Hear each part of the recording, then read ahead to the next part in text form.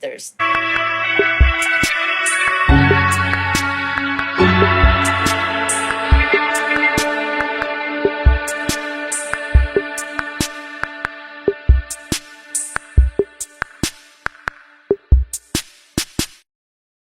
Welcome to Democracy Dispatch, your source for in-depth coverage of the upcoming United States presidential elections.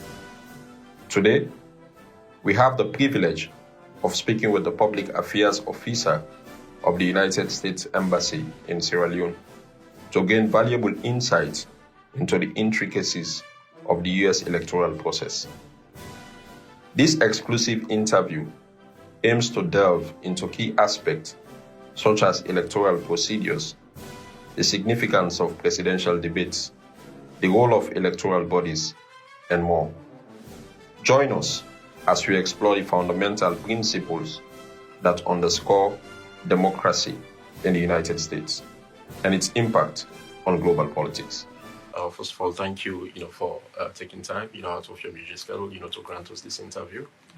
And first of all, can you provide an overview of how the United States elects its president and other leaders, including the role of the Electoral College in the process?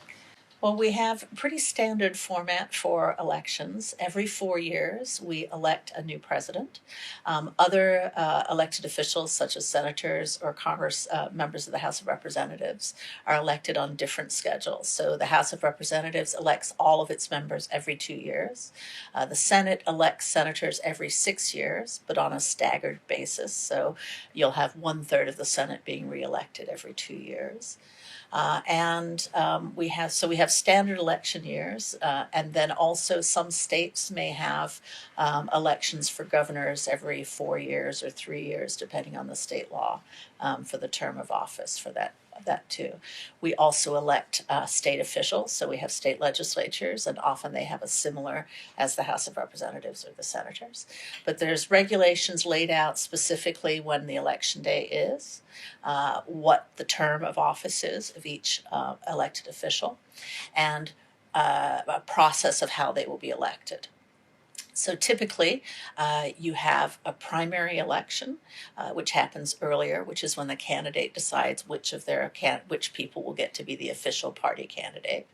So most of those happen in the spring for the presidential election and into the summer. And then for the president, they have a national convention for each political party. So the Democrats and the Republicans had a national convention to officially nominate their candidate. Usually by the time you go to the convention, they already know who the candidate will be because they've won most of the primary elections throughout the state. But sometimes it can be a fight at the campaign, and each state sort of decides their votes as to who's going to be the candidate.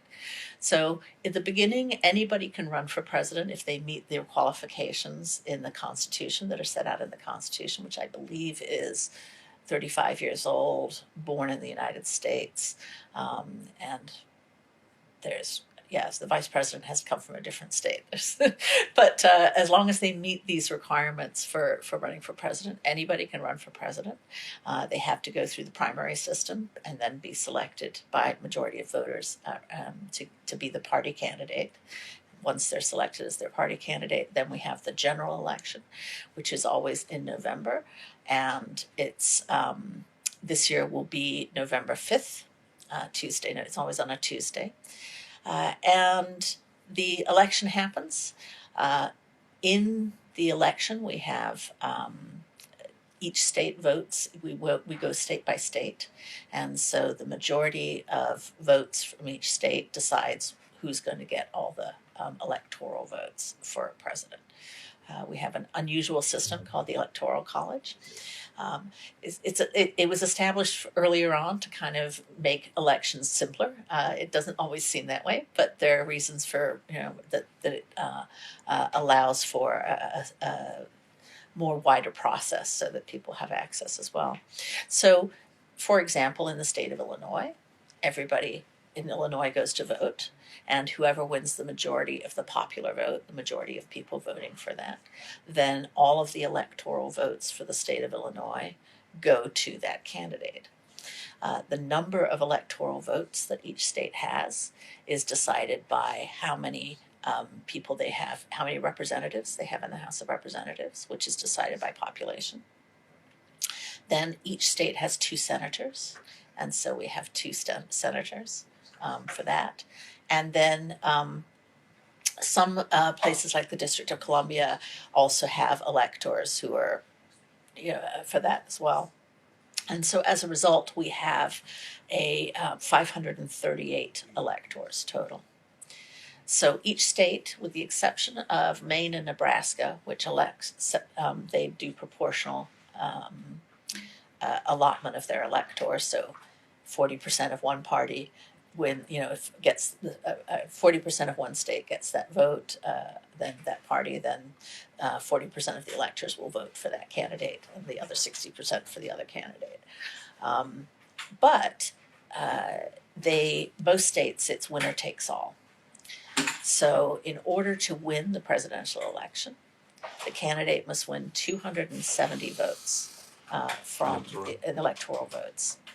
So on election night, we get the totals and we know who's won each state, and it's often by county, by precinct, by which county voted for that, and then it all goes through to a final state tally.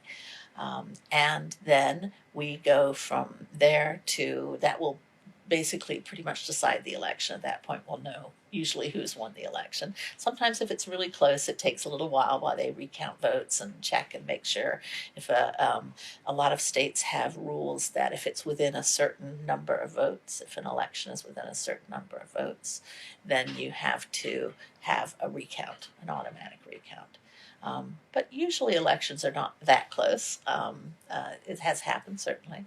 And usually you can tell by election night.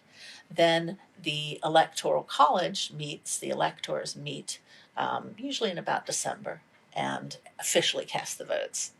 But the election is essentially decided on election night. So it's possible, for a candidate to win the popular vote, and when it comes to the electoral vote, the electorate decided, otherwise.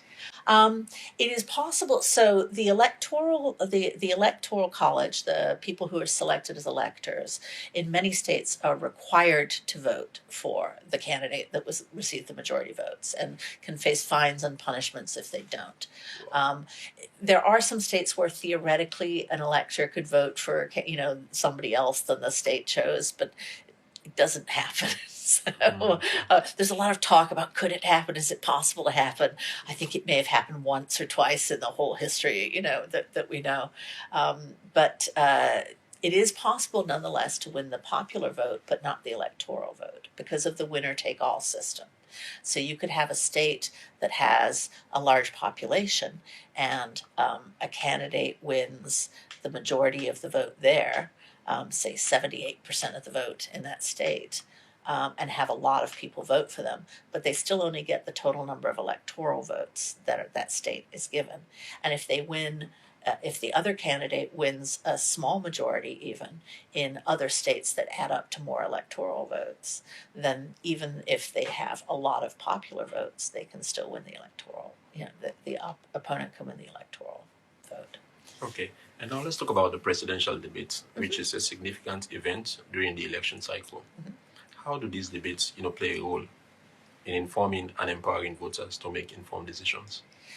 Well, I think they're, particularly the early ones, it's important for candidates to explain who they are, for people to get a sense of seeing them. Do they see them as leaders? Do they think that this person could be a president? Do they think that this is somebody who they believe their ideas, they believe they sound like they know what they're talking about? Is it somebody that shares your views? A lot of times these days I think we're fairly partisan in the United States, and this happens in periods of our history where we're much more partisan than others. And so a lot of people will already know by the time of the debate. But a lot of the election depends on undecided voters these days. So we have a good sense of some states are going to vote Republican, some states are more likely to vote Democrat, and so it's the swing states in between where we're not clear which state is going to. And so the debates are often aimed at undecided voters, people who haven't quite decided. They don't identify themselves specifically as Republican or specifically as Democrat. They like to see what the candidate has got to offer them. And so that the debates are a chance for them to sort of look at the people and decide, is that somebody I could see as a president, somebody who's speaking to me and to my concerns. The debates are also a way to hold candidates accountable for their views. And there's debates happen not just at the presidential level, but they can happen at the local level even too. So there are some organizations, for example, the League of Women Voters, that holds debates even for all local elections. And so that you can look at who's the candidate for the justice of the peace or the constable, people that you wouldn't normally even know, that's just somebody running. And they give them a chance to say in their own words who they are and what their ideas are, so that local people can ask them questions and can say, what would you do about this situation? What would you do about that situation? So the presidential debates, we don't get as many questions from the audiences as we used to. They're usually prearranged questions. Sometimes the candidates don't know what they are, but they're usually the moderators who do them. But at the local election, citizens can ask direct questions to the candidates and have concerns aired, and it's a chance to sort of really have a voice and to have the candidates realize that there is a concern about this and that they need to have a position on these issues or to address these concerns. So it's the debates are a way of making sure that it's transparent what the candidates believe, and also making sure that voters have an opportunity to see these people and to sort of get questions answered that they have. Okay. So what is the role of electoral bodies such as the Federal Elections Commission in ensuring fairness and integrity in the U.S. electoral system? So a lot of our things are based on the Campaign Finance Reform Act in 1974, and that's when the Federal Election Commission was set up too. But the idea is that we want to have a watchdog over elections to make sure that people are not, that they're using money accurately, that they're not taking money and embezzling it. Also, we want to make clear and shine a light on who the donors are for all of the candidates. So one of the best things the Federal Election Commission does is it requires candidates to report who has made donations to their campaigns, including information as to where they are, where they live, all of that, so that you can see what corporations are backing your candidate or what other people are backing your candidate, so that you know if they're getting money from sources that you don't agree with or you think that might influence them too much. Are they getting a lot of money from pharmaceutical companies? Are they getting a lot of money from oil companies? Are they getting money from people who are much more liberal than you want to be? So are they getting money from religious organizations? So this is a chance for people to have a look exactly where the donations are coming from and understand what might sway the candidates' loyalties. So that's one of the things that they do, and it makes elections much more transparent. They also investigate charges of corruption in elections and see if there's been any impropriety taking case. They don't always have the capacity to get through all of the cases or complaints that they see, but it's a place where people can go and make these complaints, which again creates more faith in the system that there is access to investigate in case there's problems. They also do studies to see what kind of has there been voter suppression in elections? Has there been what can we do to enhance cybersecurity? What can we do to ensure that people are actually getting to vote, that need to vote and that are eligible to vote, and make sure also that there's not voter fraud, that people who are not eligible to vote are not voting or voting twice, or they used to have a saying, this sort of some of the corrupt candidates, in the past, they used to say, vote early and vote often. Well, that's what now we make sure that doesn't happen. So that we don't have voting early is okay, but not voting often is not. In fact, that brings me, to my next question. Can you explain the early voting system in the United States and its impact on voters turnout and participation in elections? Okay, so a lot of the elections are the mechanisms for running the elections are run by each state. So each state has its own rules and laws to do it, and they vary. There are 3 states, I think it was Alabama, Mississippi, and New Hampshire, that have no early voting. You can only vote on the election day. But other states you can vote early as 50 days before the election. Early voting can happen by mail, by an absentee ballot, or sometimes, so in Texas, for example, where I used to live, early voting, you wouldn't just have a voting poll where you went to the machines and voted on election night. They would have certain nights in the weeks leading up to the election that you could go to the courthouse and enter your vote into the machine as well too. And so that makes it much more convenient for if election is on a Tuesday all the time and you have to work on a Tuesday, or you can't get daycare for your kids, or you don't have the opportunity to get to the polls because they aren't very close to you, then you can have a chance to still vote and have your voice be heard. And so it makes it much more convenient. Sometimes some states even have weekend voting so that you go on the weekend to vote. And so the idea is to make it more inclusive to do that. The other kinds of votes that you have are absentee ballots. So for example, I am able to cast a vote in Texas, which is my official residence, with an absentee ballot, which I request ahead of time, an overseas absentee ballot. And that will be an early vote as well, be included in that. Members of the military who are serving overseas can also vote. You have to be eligible to vote, and you have to be registered for a specific state. But as long as you meet the qualifications to register to vote in your state, then you can send in these ballots. So meaning you can still vote from outside the US. Yes. If you register. Yes, if you're registered to vote and if you're eligible to vote. So you have to be eligible to vote in a state of residence. So generally speaking, that means that you have to have a state that you are registered in, or have a residence in, or have a claim to a residence in from that. So if you're voting outside the US, it has to be under the early voting system instead of the day itself. It's through, yes, so there's an overseas voting system or absentee ballot voting system, and so that typically is done through early voting. Your vote has to be received by the date, postmarked by the date of the election. So early votes are not usually counted before the election date. So if they are counted beforehand, they don't release the totals of the vote. So they don't affect how people, they might sort of, have a guess as to who's voting and sort of go, well, military folks are voting heavily in the state and they tend to vote this way, but they don't release the results of these votes until the night of the election, if they have that, and sometimes they're not even counted until after the election.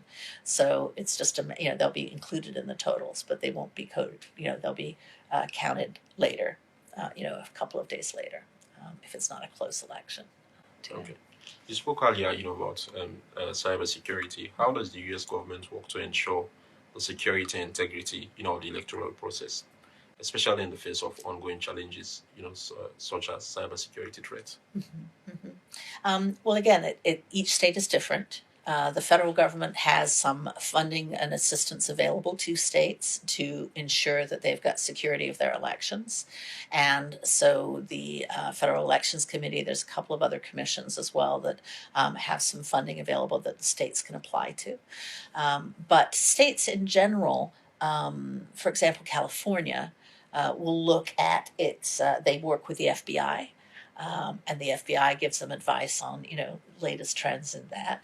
They invest a lot of money in the latest equipment and the latest cybersecurity techniques to make sure that their machines are tamper-free as well. I think each state tries to do the same thing. They work with the police, with law enforcement, Department of Homeland Security to get updates on, are they hearing anything about election problems or any kind of hacking groups or anything of that sort. Some states allow you to vote online. In Colorado, you can actually vote online. Some states do not.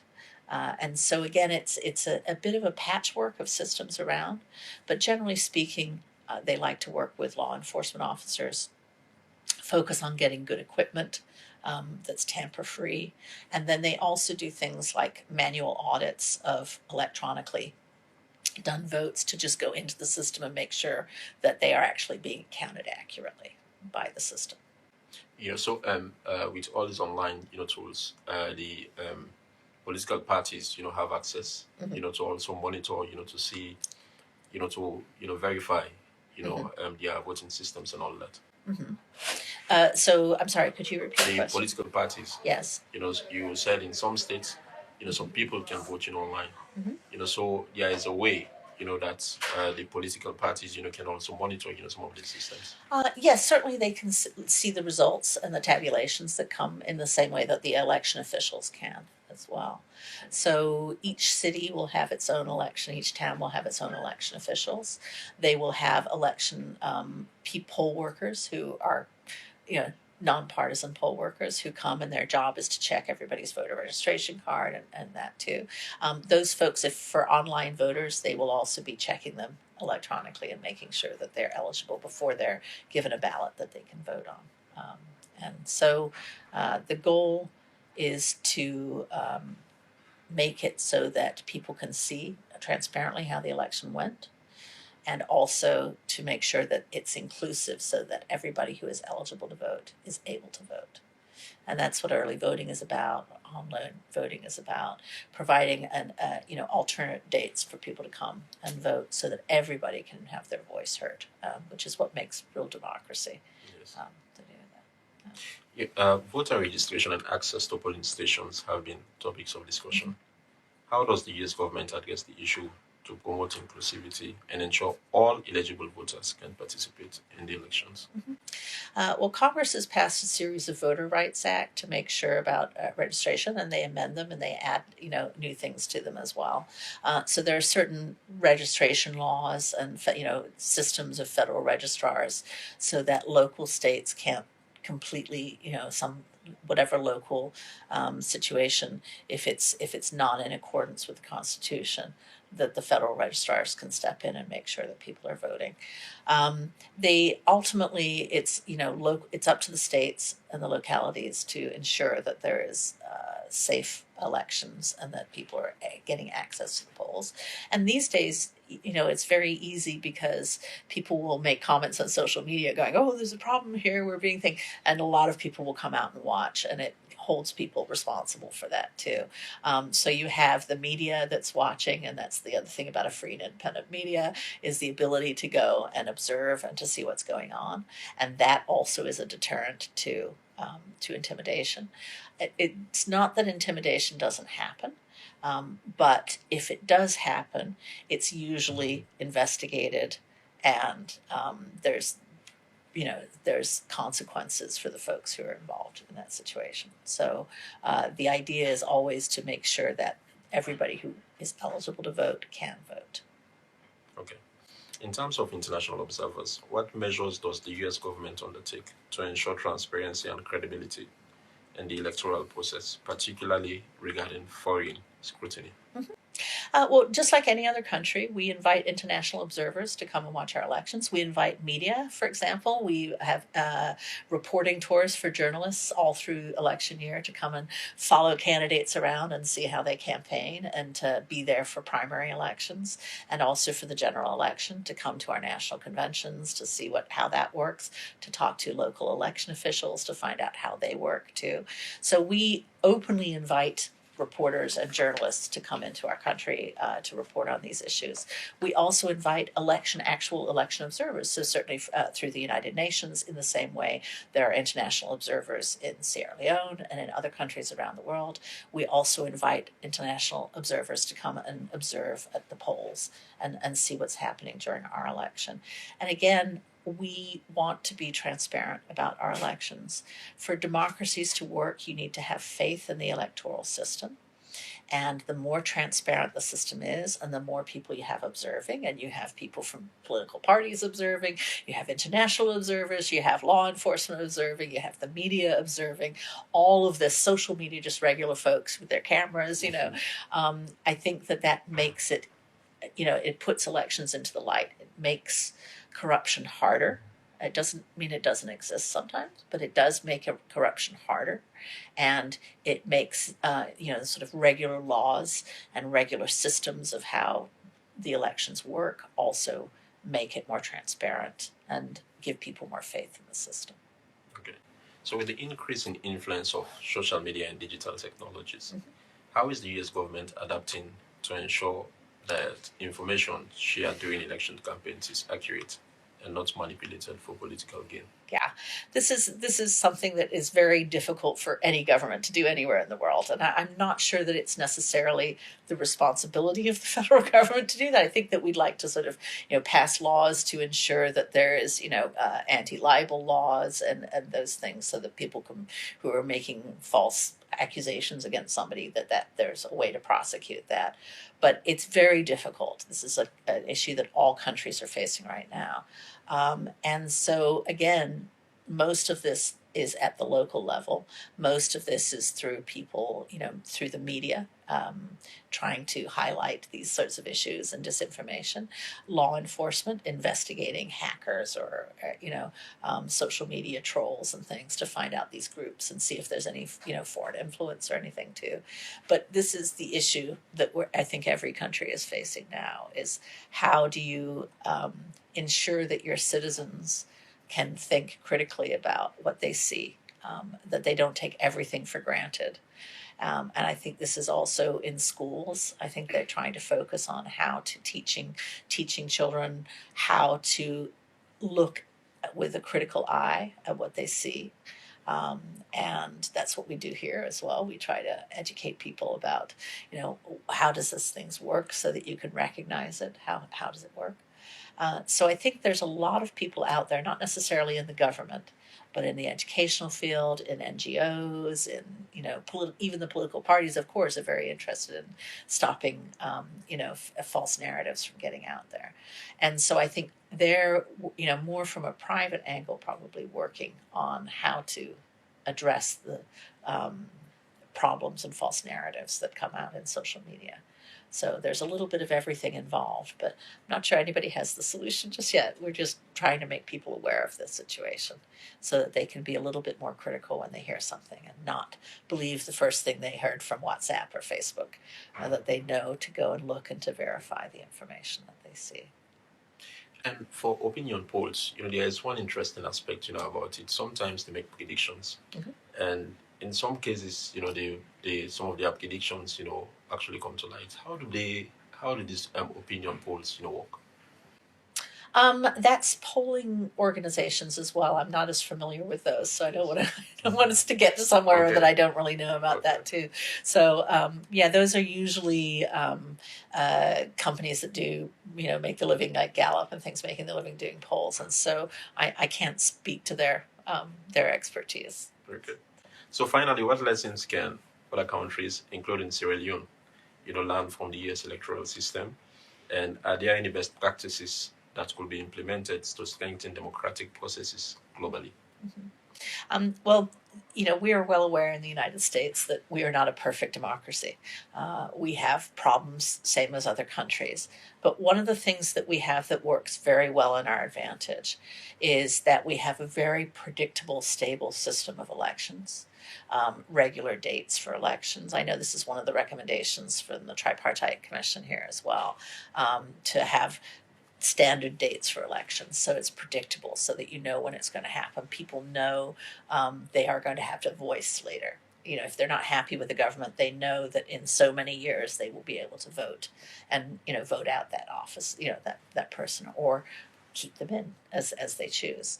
So having a clear structure for elections, having clear election commissions, voter, poll workers, systems of poll workers, systems of, who's counting the vote very clearly, having it open to monitors.